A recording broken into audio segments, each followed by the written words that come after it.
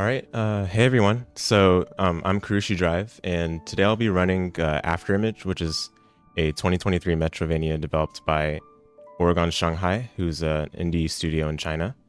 And this is a very cool speedrun I'm about to showcase. It's for a category that I think is very slept on. It's a category known as the Essential, and we'll be doing the restricted rule set for it.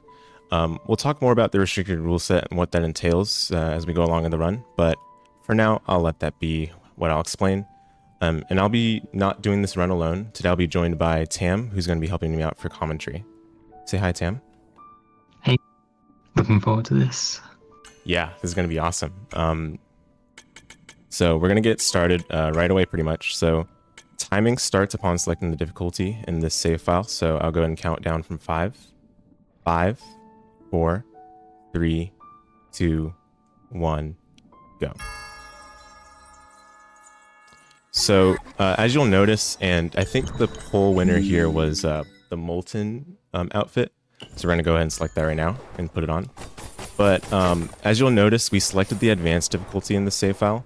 Advanced is what runners typically run for this game because that was the difficulty that was present in the game initially up until the December update, in which we added normal difficulty, which is like an easy mode pretty much. But I'll let Tam kind of discuss some of the things that are going on right now because a lot just happened while I was talking about the difficulty. We're kind of going through this beginning tutorial section here. Kurushi grabbed some Q, which is sort of the in-game currency. We're going to be buying some things very early on that will make getting around a lot quicker. And we're kind of coming up on the first boss. It's a very simple boss, and it is a scripted death. We're gonna beat the fight, and then it'll start over and kill us. And that'll sort of set off the main story events of this game. How is it possible? But yeah, you'll see that when we're attacking, we're kind of crouching in between attacks, and this allows us to attack very quickly. Crouching kind of cancels a lot of actions that we take in this game. And with the sword, we attack very quickly because the hitbox comes out quite early in the attack animation. Yep, that's right. And yeah, crouch canceling is going to be the central element of combat for pretty much the entirety of the run.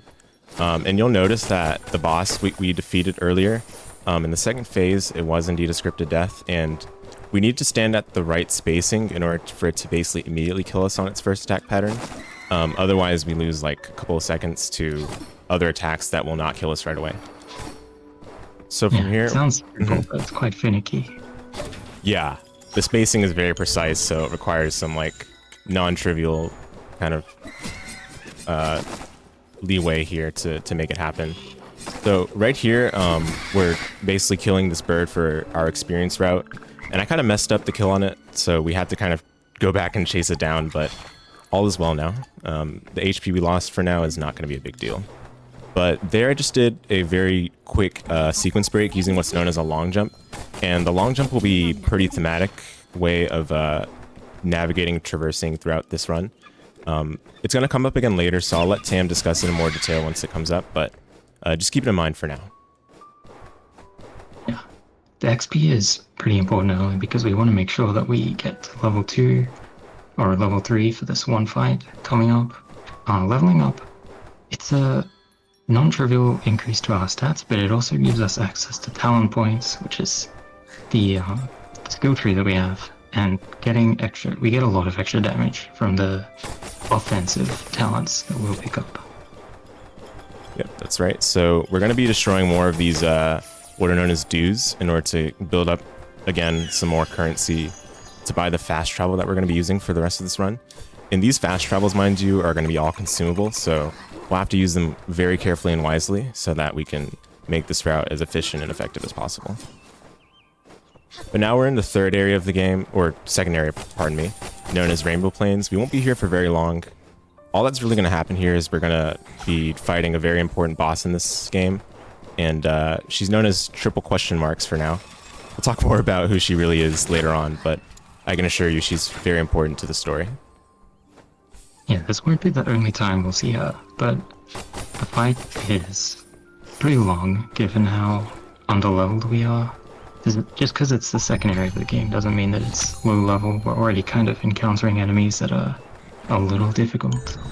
So this fight is kind of long, and we try to make it quicker by pushing her up against a wall and keeping her stun locked in one particular phase, but it's a little difficult to get that done. We'll see how it goes.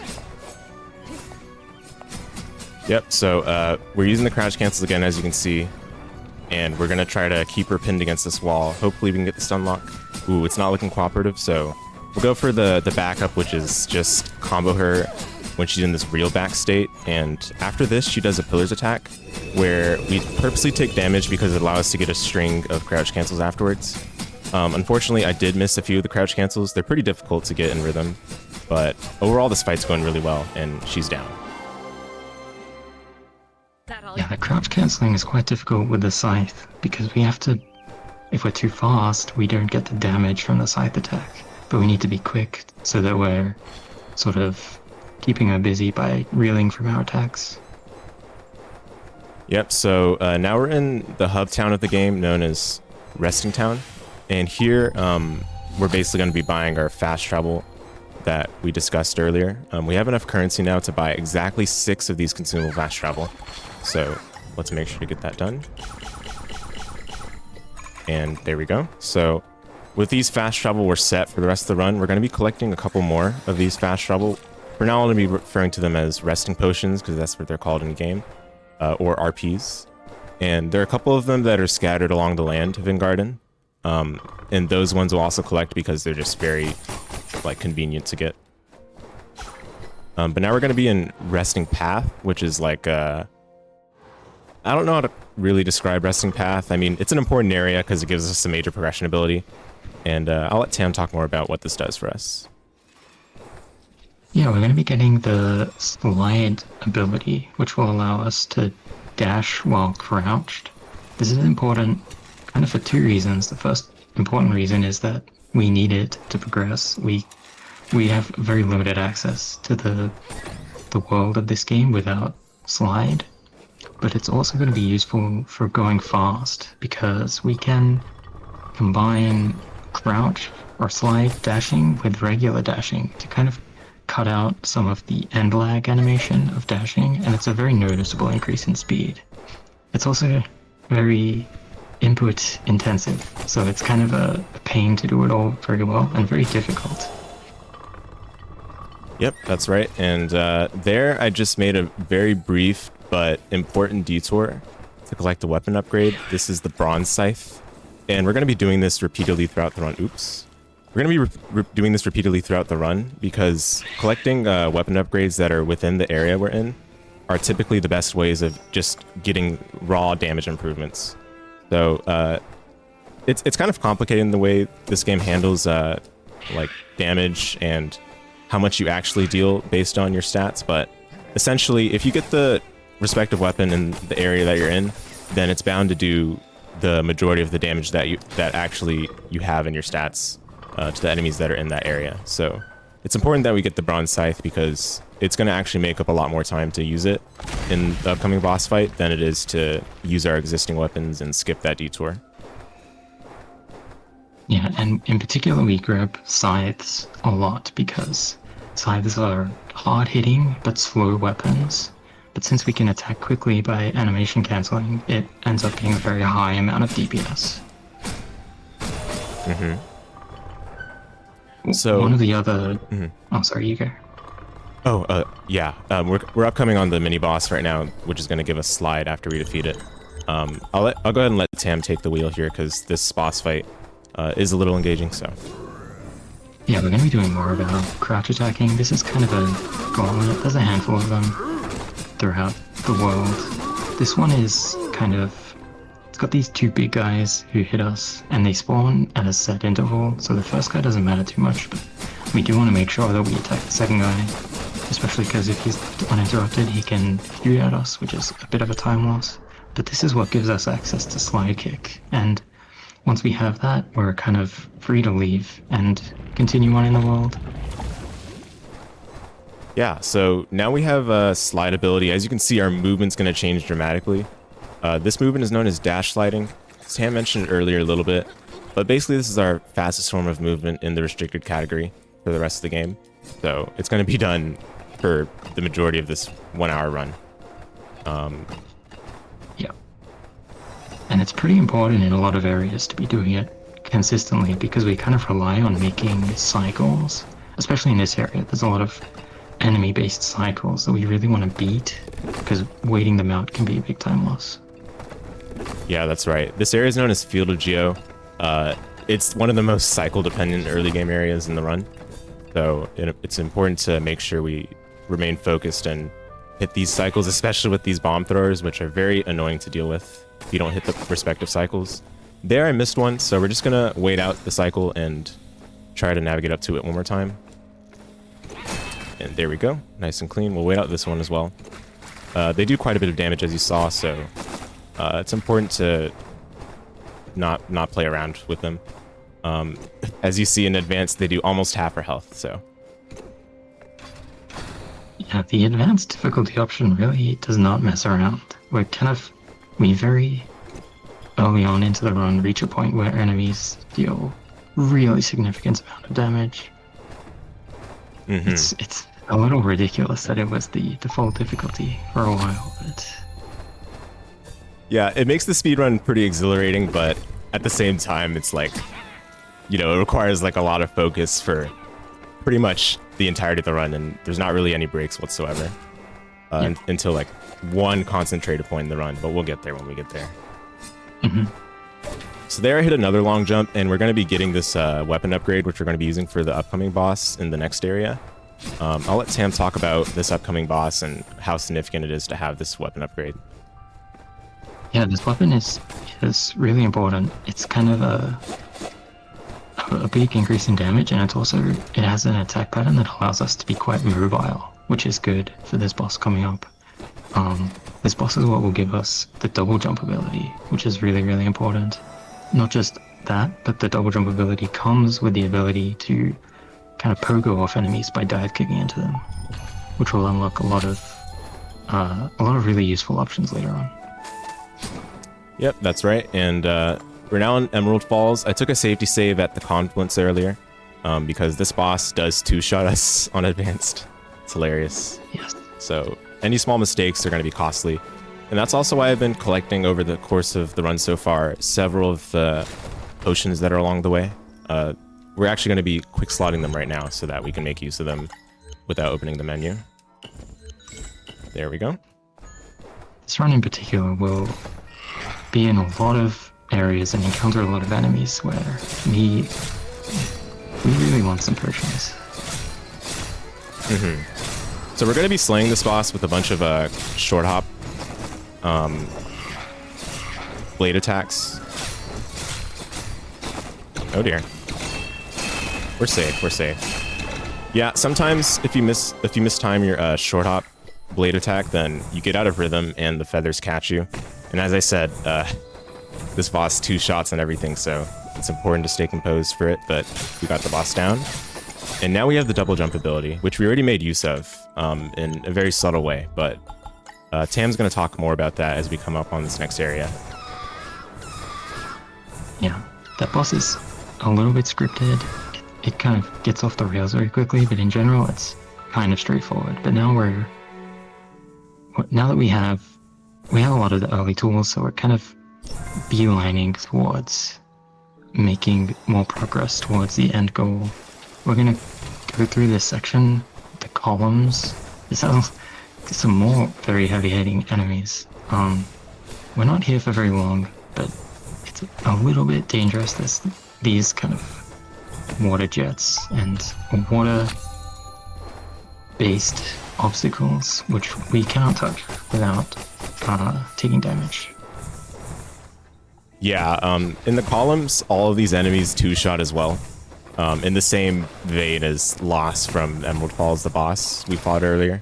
But we're now going to be dropping into Ashen Canyon for a very brief, like, connecting traversal towards the next major area where we'll be grabbing a very important progression ability called the Clammy Whistle.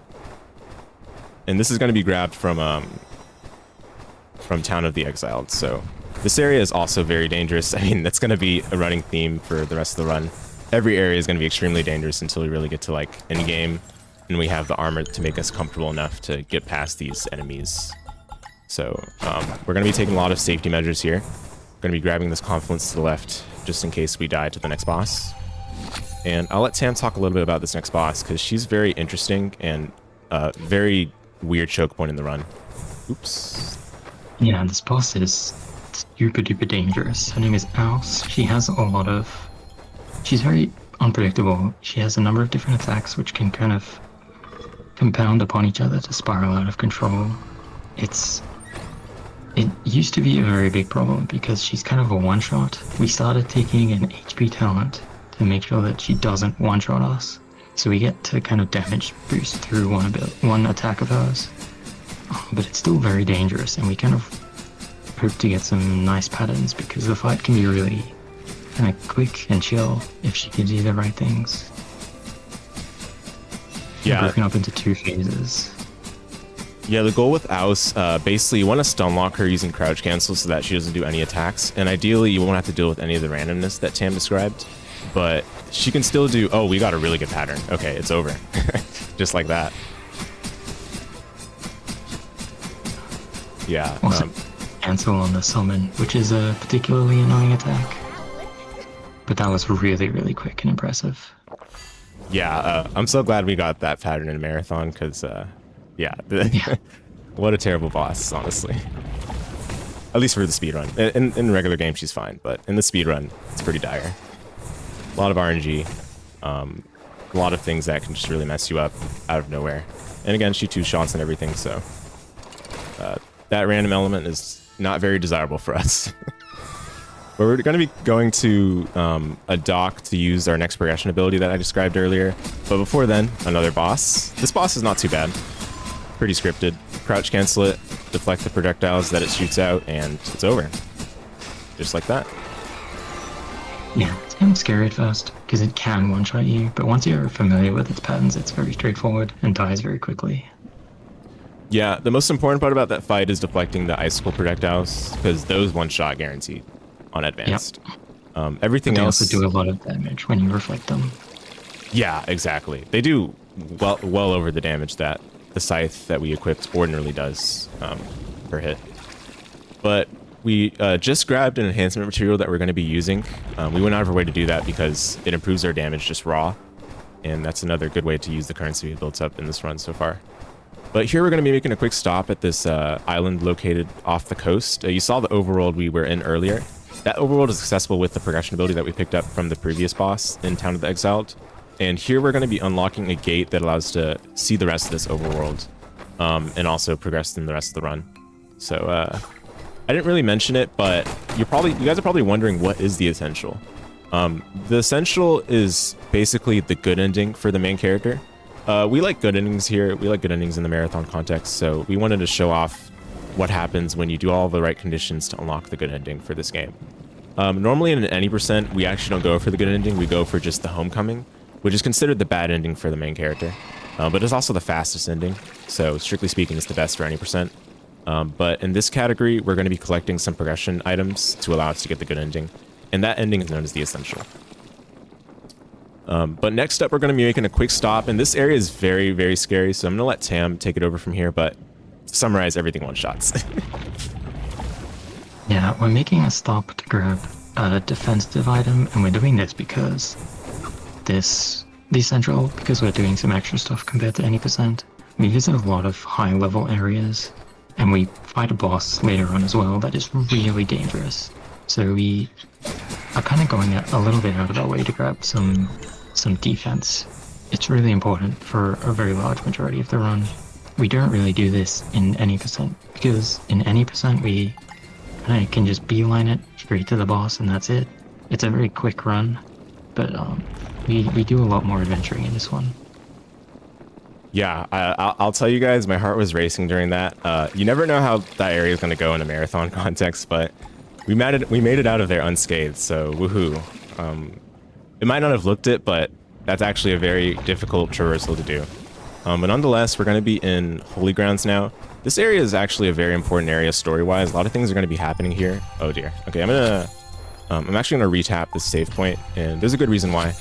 It's kind of hard to explain right now, but basically we want this dragonfly below to appear, and sometimes if you don't tap the save point at a very precise location, the dragonfly doesn't spawn. It's very strange, but it's important to note there. But thankfully we got it to spawn. I think the second tap was nice to do. And yeah. This is not the only entity that we really desire to not spawn, or to not have him despawn.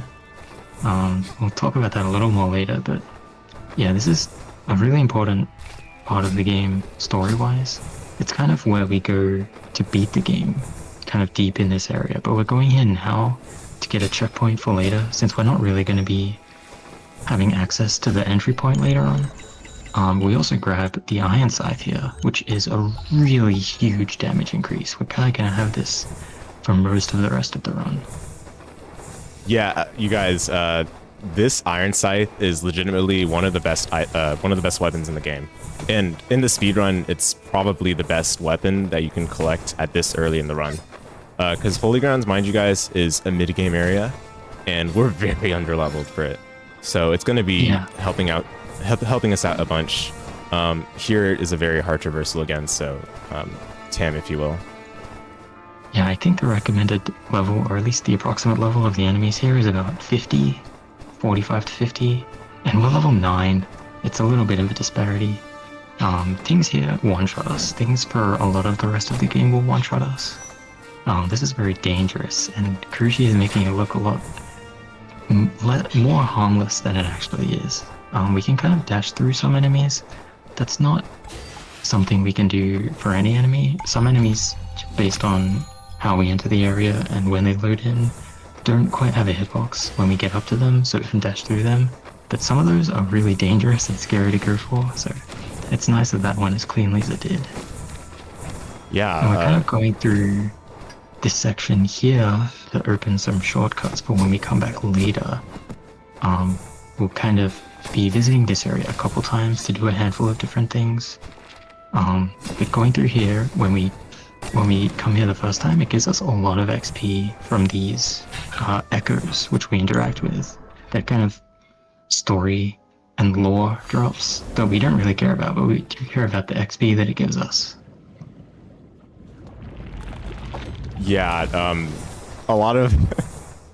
I know a lot of the chatters are noting this too, but a lot of the movement in this game is really smooth and slick.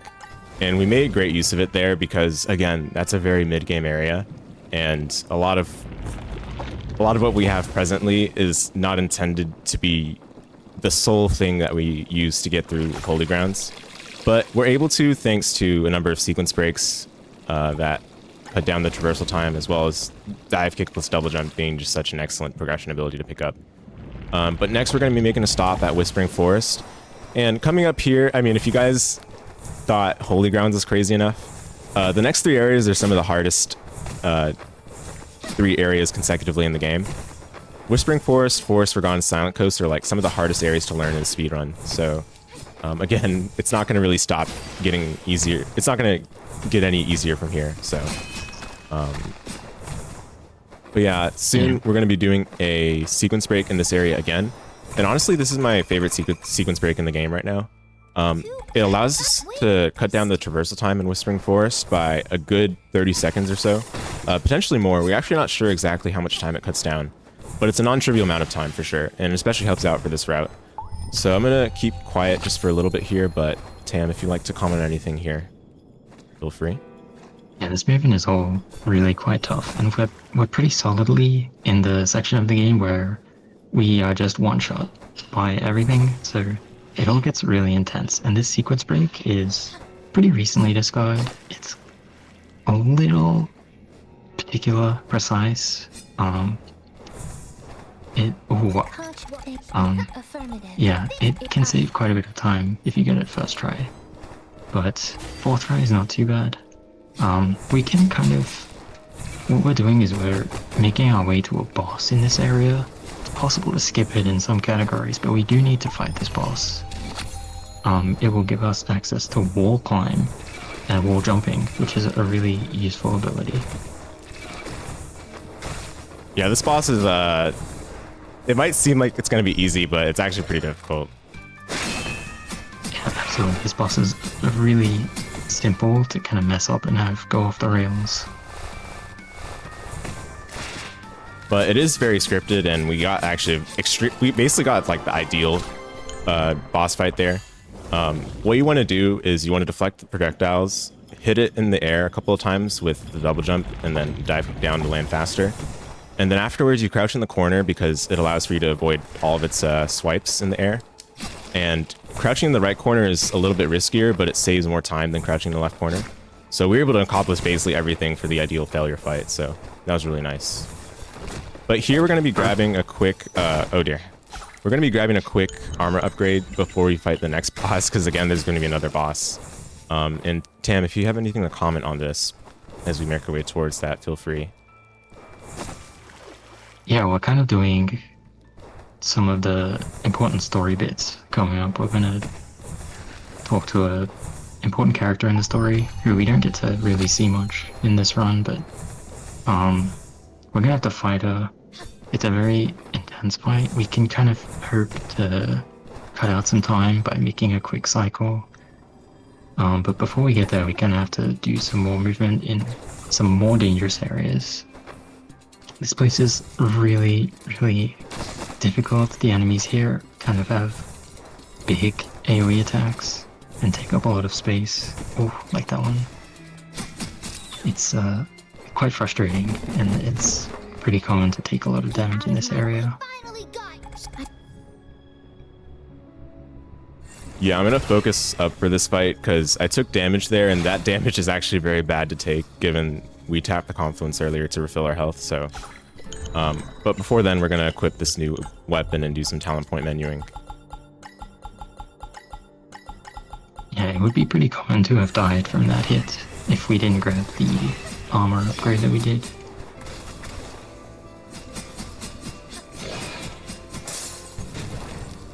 Okay, we didn't get the quick kill there. Ideally, we don't want it to do the ice rain, but, you know, sometimes it doesn't cooperate. So we just hang out in the corner to dodge the ice rain attacks safely and hope that that works out. Thankfully, it did. So after we beat the boss down, she forcibly sends us to the confluence down below. Or, so to speak. It's more so that we actually die. We're forced to die, and then we respawn at the nearest confluence, so it turns out it's that one below. But next, we're going to be traveling past Forest Forgone and making our way towards yet another difficult area known as Silent Coast. And here at Silent Coast, there's nothing really we're doing there. It's just like more of a connecting area, but it's also got one of the most obnoxious sections of the run. And we'll see how much it cooperates for this marathon run here, but several times recently, it's not been very friendly for me, so we'll see how things go. Ooh, yeah, this entire section, starting from the boss fight we just did, is one of the hardest sections of the game to do. There's just so many enemies and so much kind of particular platforming that we have to do. Yeah, so that being said, we're going to quickly go up here, grab what we saw earlier, which is known as a glyph. I haven't really talked about glyphs yet. We did grab another extra one at the Confluence Island earlier, known as Teardrop. But these glyphs are going to give us an additional, what is known as a consumable heal. And these consumable heals are recharged at confluences. So save points, basically. But yeah, now we're in Silent Coast. This first part of Silent Coast isn't too bad. It's mostly safe. The next part is not so much. But before then, let's make a wall climb up and grab one of the best accessories in the game, Twin's right ring, which I always have trouble saying. But Yeah. we're gonna also tap that confluence because we're gonna teleport back to it later. And here we go on one of the honestly hardest sections in the run. Yeah, the movement here is all very particular, and you kind of have to sometimes change things up a little depending on the behavior of the enemies.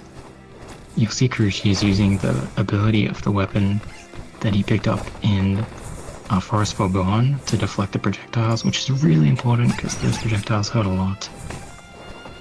But made it through. pretty well. So.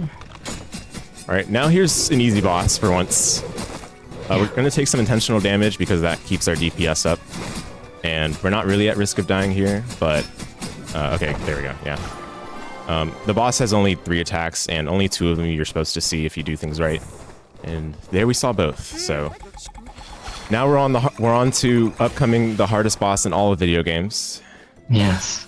The boat. Yes.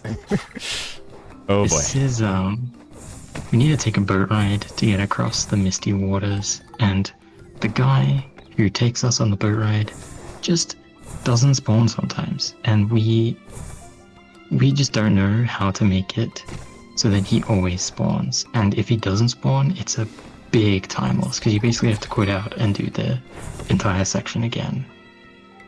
I got scared there for a second. Oh, yeah. But we made the boat. Fortunately, we got it. So now we get a very chill moment in the run. We can take our drink here. I'm going to take my sip of tea as customary. Yeah, we kind of chill boat ride. Just take some time. It's kind of the only point in the run where you get to take your hands off the controller for a bit. Yeah. Yeah, so everything we set up to this point, you guys, we can now breathe calmly because now the run is actually started. Yes. Yeah, no, it's kind of a rite of passage to have a number of good runs die to this boat. Yeah, so coming up here is Field of Hydro. We needed that boat to make it across because we're actually basically doing a quest that says we need to go east. And it's kind of arbitrary, the game's way of describing it, but this is where we're supposed to go, basically. So here eastwards, we're supposed to meet our mentor, known as Eros.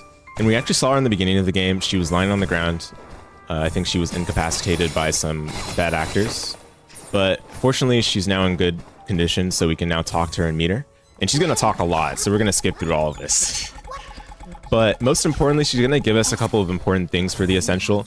She gives us some quest items, most notably a memory shard, as well as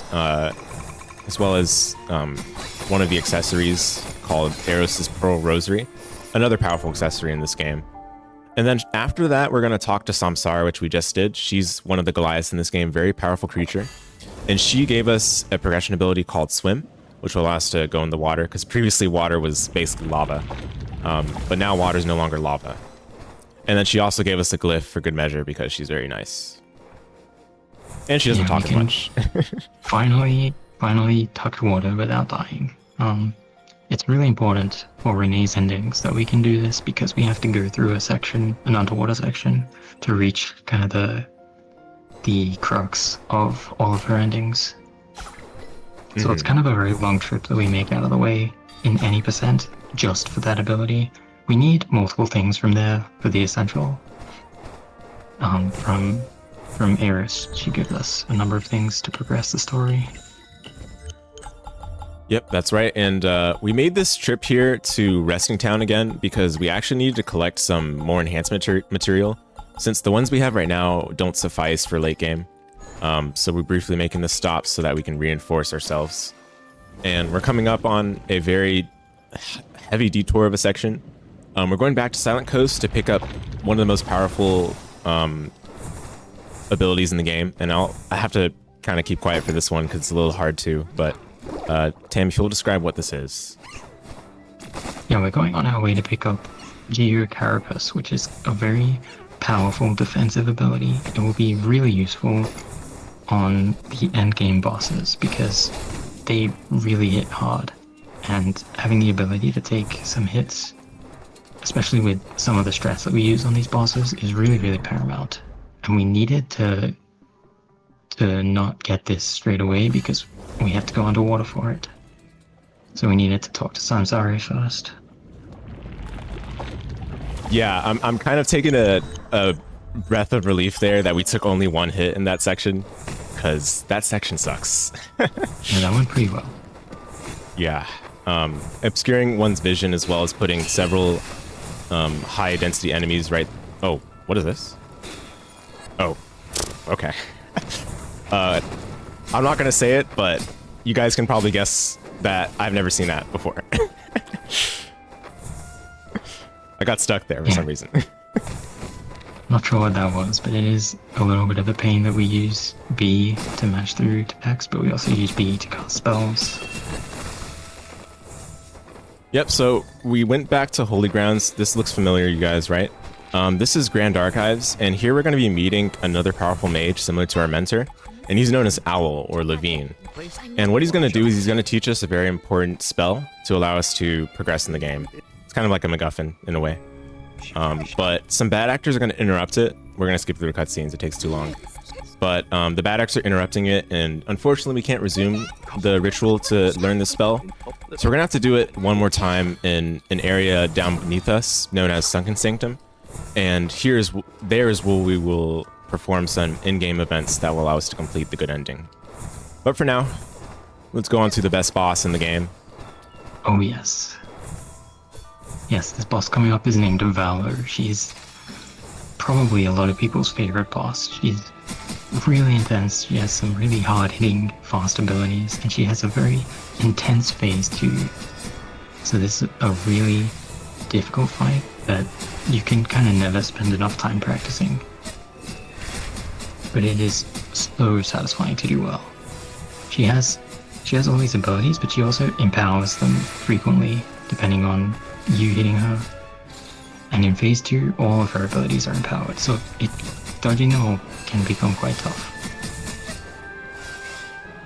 We also want to be hitting her very frequently because it kind of briefly staggers her and it gives us some more time in between attacks to hit her safely. And it's also pretty lucky that we have a lot of defense from the armor items we picked up, because if you were here without them, everything would be a one-shot. Yeah, that's right. I kind of fumbled my dodge there. I realized I was too far too late, so that can happen, but you just gotta keep calm and recover from it. And that's the exhilarating part about fighting this boss. You're never really safe. Absolutely. We're getting a lot of these cross-room attacks, which is kind of unfortunate, but fight is long enough that all the RNG kind of usually balances itself out. Ooh, weird maneuver she did. We're all good.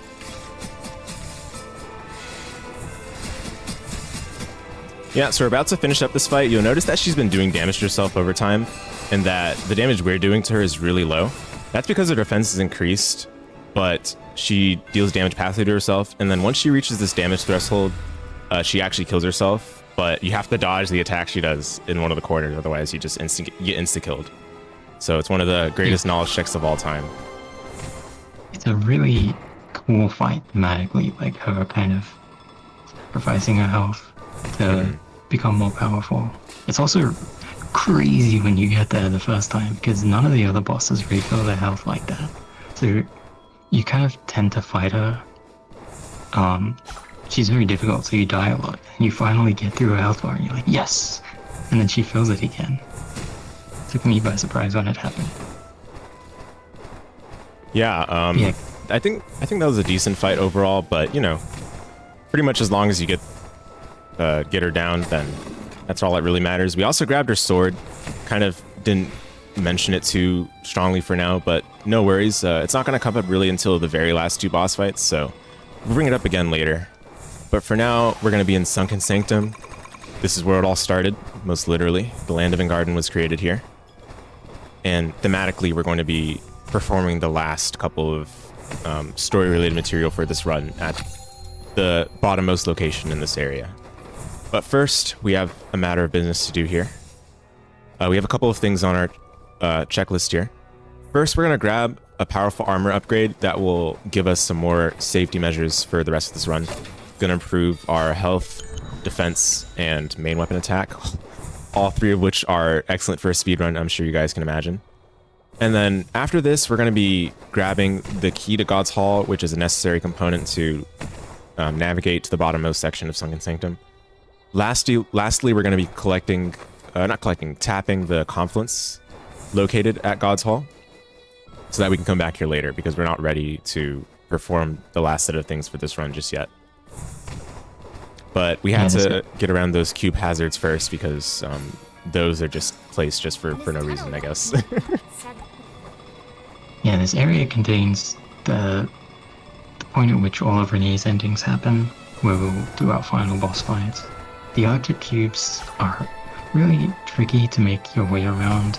They're you can kind of cheat your way through some of them if you are very precise, but it's really difficult, and touching them is really slow because it sends you back quite far. So it's just kind of a bit of a frustrating section. Yeah, and there are some like kind of cheese strats we have against them. I'll actually go for it right here. Oh, I got it actually. Wow. It's finicky though. It's like feels like a pixel to make that happen, but basically you can actually ignore those cubes even when they have electricity active, and you can just dive down. But unfortunately, it's very tight, the spacing, in order to get it to happen. But we like going for it sometimes if we're feeling it. Unfortunately, if you mess up, you lose quite a bit of time. So yeah, in any percent, this is the very end of the run basically, so it's really nerve-wracking to try to go for those small time saves, and it's pretty common to just wait it out. But we are not done with this run yet. We have a lot of collecting that we still have to do. yeah, so as mentioned before, we tap the confluence, we're teleporting straight out, because now we're going to go back to Forest Forgone. We tapped this confluence a while back. I'm sure you guys remember as we made our way towards Silent Coast earlier. And now we're going to be going towards another boss, because we need another progression ability to grab some more progression items for the desired ending we're going for. Fortunately, oh dear. Okay, that wasn't ideal, but sometimes they mix you up. They have two separate attacks that they can do, those armadillos. Nonetheless, we're going up here because there's a boss that is guarding a progression ability called Ground Break, and this allows us to, what else? Break the ground. But you can only break breakable ground, so it's essentially just a key. This progression ability is not really used for literally anything else than exactly one piece of progression item, and it's a memory shard, so it's not really a great progression ability for this run, but it's still necessary and restricted. In unrestricted, I believe it's skippable, but I've never experimented with it before myself, so not 100% certain. But this boss is known as Xeno Watcher. It's not a hard boss whatsoever, especially with the gear that we have presently. It's important to make use of the progression ability that we collected earlier. Basically, we want to turn around right when it's about to do an attack against us so that we reduce the damage greatly. And boom, there we go. Xeno Watcher down. We're going back to Whispering Forest because we're going to make use of this newly acquired progression ability to right away acquire a memory shard that's relatively arbitrarily located within Frozen Veins, which is gotten to from Whispering Forest. So that's why we need to collect this confluence earlier. Yeah, this section of the run is basically just doing the good ending collectible fetch questy stuff. We have to venture into some new areas to do that. Here's the first one, Frozen Veins. It's a pretty quick trip here. The other trip that we'll be making is not very quick, and it's an area that's really difficult and frustrating in some ways. Yeah, this next area, and this is the last major area of the run that we haven't already seen. It's Albedo Tower. It is horrendous. It is incredibly obnoxious. Pray for me, guys. Hopefully we make it out unscathed. It's all cycle dependent, so we're gonna try to hit every single cycle that we can. Yeah, they really filled this area of the game with a bunch of super annoying enemies. Enemies that we can't get close to without taking damage sometimes, but we don't have any ranged offensive capability, so... And of course, this is a very late game area. They hurt a lot, so taking any damage is really, really bad. Yeah, so a couple of things that happened earlier. We took actually a minor sequence break. It allows us to shortcut around a non-intended path of Albedo Tower, and it saves at least 2 minutes of traversal time, so we're obviously going to take that in an area as dangerous as this. Mind you guys, the intended level for this area is around 60 or 70 or something, and we're level 32. So we're not supposed to be here in theory. In actuality, we're speedrunners, so we can do whatever we please. And this game allows for it, so we'll certainly do what we can.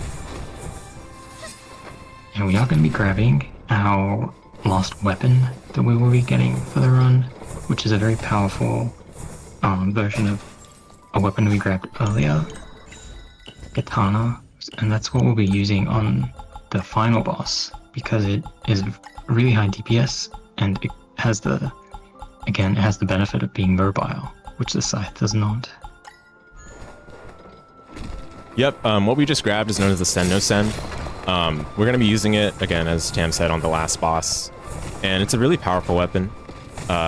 As mentioned earlier, any weapon that you acquire from the respective area is going to be very, very powerful for respective enemies in the area, let alone for the bosses that remain in this run. So, of course, we're going to take it. It's going to improve also not just the damage we deal. Ooh, actually, I probably need to heal up here. So I'm going to go ahead and pause here just to get my health full because I can't actually use glyphs while I'm airborne. And this area is kind of garbage, as you guys can already tell. We're going to kill that enemy without any trouble. Activate this lax mechanism so that we can make our way up towards this section of Albedo Tower. This is the central portion of it. We have a long climb still yet to make. Ooh, I missed that cycle, so hopefully we get favorable opportunities for us up in this section. I think we should be fine because the enemy's just about to load in. So yeah, we're still good. This bird is not yet here. However, there is a bowling ball coming our way right there. Yep. Right on cue. Thank you. Oh, we missed this cycle too. So the nice thing about this cycle is that if you're able to hit it, then you can actually slide under this beam and be right next to this enemy that causes the beam before it actually shoots it. But unfortunately, we weren't able to make it, and that is a ridiculous bounce. We're gonna take a glyph there because we died to that ball if we were to get hit by it. And now we're on probably the last major roadblock for the final two bosses. This is a gauntlet fight that requires a lot of focus, so I'll let Tam take it from here. Yeah, basically these enemies are all quite frustrating. The birds in particular, they have attacks that are quite large, and they're difficult to hit because they're airborne. So we basically have to be using jump attacks to hit them, which, as you can tell, are less effective than our crouch attacking that we can do on the ground. But yeah, once we get through here, we're kind of on the home stretch of this section of the game. It's a very obnoxious one because we have to deal with a lot of those laser enemies all in one room. Yeah, so there's a lot of things that we managed to get past thanks to some fortunate enemy spawns and fortunate kill timings. However, we're not done yet because we got another set of cycles we need to hit in order to make things as safe as possible as we make our way towards the final portion of Albedo Tower. I think we can hit this cycle actually. Let's see. Ooh, I just barely missed the dive kick off of the bird, so we're gonna have to wait a little bit. And we're good. So yeah, guys, that's the last portion of Albedo Tower that we really are scared of. We're home stretch here. We're gonna go into the water here and grab the last memory shard, and then we're on to the final two bosses, where we will get the essential ending. Yeah, these two memory shards are kind of all we needed to get the good ending compared to the bad ending, for Renee's endings at least. So kind of coming up on the two bosses that will mark the end of the run. One which we would fight in any percent, and then another fight after that, which is much more difficult. Yep, in order to get the essential ending, we have to select the option to insert 3 memory shards. That's why we need to collect them earlier in the run. And then we're gonna fight first a boss we've seen before. This is Guider. This is her true name, Guider the Shadow Moon. We saw her in Rainbow Plains earlier. She's in a more high-level form now, and it's necessary to take great caution because I think she two-shots us in our present condition. This phase 1 is down, very easy. It's similar to what we've seen already. Phase 2, she takes a more powerful form, where we need to definitely be a little bit more careful. Ooh, very unfortunate pattern, but everything's good. Yeah, she has upgraded versions of the attacks we saw earlier, and they're very strongly upgraded. They take up a lot more space, they hit more frequently, and obviously they do a lot more damage. we're making use of the weapon we took from Valor to parry. That's one of the abilities that the weapon has, and the parry, it helps to do damage. It helps when we kind of get cornered by Guider, and it also gives a really large number of iframes if you successfully parry something, so it's quite useful for this fight and the next.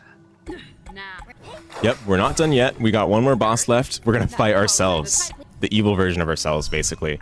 And just in advance, time is gonna be coming up after we beat this boss. It's gonna be a blink and you miss it kind of thing, so I'm just gonna precursor it right now. And also I'm gonna go ahead and keep quiet for this one because it's a very hard boss fight. Yeah. This Renee, her attacks are really fast and they take up a lot of space. You can kind of predict what she's going to do, but it is still quite difficult to react to it all. And she's very mobile, as you can see, so it's important to be moving around a lot. She starts off with kind of a basic moveset, and then at some point in the fight, her abilities will be upgraded and they'll take up more space. And she has one really powerful attack that we hope to get a parry on. Yeah, we have to hit this parry, otherwise it one-shots us. And it's a full screen attack. It's really absurd. But in the speedrun, we take the challenge on. So there it is. It's got a sound cue, thankfully, so we can hit it comfortably and consistently every time. But it's necessary to stay composed, and I am almost dead, so let's use the potion there. Again, she two-shots us, so all those potions we collected are going to come in clutch right now. Time is going to be coming up again once her health bar is gone, so it's going to be a blink and you miss it.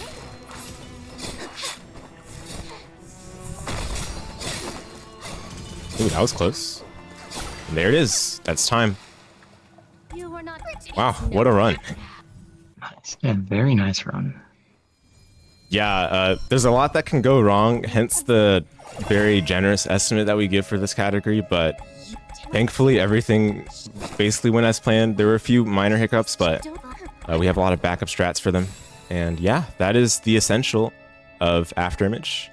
We get the good ending and we can see this little cutscene play out where we've defeated our mysterious individual that stalked us up to this point. So yeah. Oh wow, was it sub 51? Wow, that's crazy. Yeah, we did get boat the first try. Let's try bird. Deathless? Yeah, that was, wow, that was insane. Yeah, I actually did get a PB yesterday, so I'm kind of still off of the high on that. But it's really nice to get a good time in a marathon setting because you never know what's going to happen. But yeah, guys, hope you enjoyed it. That's going to be the restricted, the essential category of Afterimage, this wonderful Metroidvania, the largest ever made. And I'm glad to have had the honor of running it for ARPGME 2024. Again, this has been a Cruci Drive. I usually don't stream on Twitch, but if you're interested in catching any of the things I do, whether it's speedruns or whether it's fighting games or anything else, I do a lot of those all on YouTube. You can find me at youtube.com/CruciDrive. It's spelled the same way as it is on the stream right now. And then as for Tam, is there anything you'd like to shill before we're done here? Oh no, it's all good. I do recommend trying out this game either in a casual setting or a speedrun. It's super duper fun and really beautiful, both visually and the soundtrack, which is both amazing. So highly recommend it. Yeah, couldn't have said it better. I think you guys should all give this game a fair shot. I know a lot of folks have probably not heard of it before, but it's a wonderful Metroidvania, and if you love Castlevania, it's definitely right up your alley. And yeah, with that, I think that's all we've got here today for Afterimage. Again, hope you all enjoyed it, and good luck to the rest of the runners that are going to be in the marathon. Again, this has been Cruci Drive. Thanks again, Tam, for the commentary. It's been excellent to have commentated with you today. And yeah, look forward to seeing you guys sometime soon.